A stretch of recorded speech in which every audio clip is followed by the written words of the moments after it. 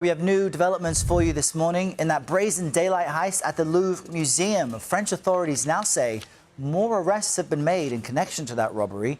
You may remember thieves stole jewels from the museum in Paris earlier this month, valued at more than $100 million. CBS News senior foreign correspondent Holly Williams is following this story from Paris and has the update.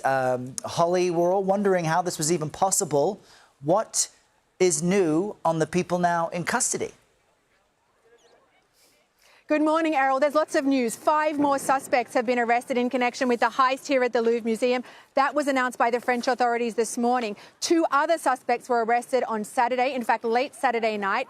They have now been charged by the French authorities, and if convicted, they could face sentences of up to 15 years. But, Errol, the French authorities say they are still searching for those stolen jewels. The French prosecutor said at a press conference yesterday that the 2 suspects who've been charged have partially admitted their involvement and were identified via their DNA. As you remember, that brazen daylight robbery took just 8 minutes. The thieves used a basket lift to scale the facade of the museum and then made off with jewellery valued at over $100 million.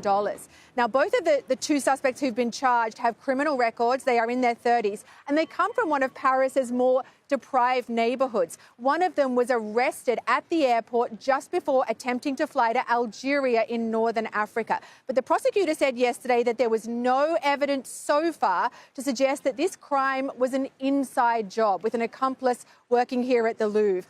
Look, this daring theft has sparked outrage here in France because of lax security at the Louvre, which is the world's most visited museum and home to some of the world's most important art. The director of the Louvre called the incident a, quote, terrible failure. And the Paris police chief said yesterday that ageing systems had left gaps in the museum's defences.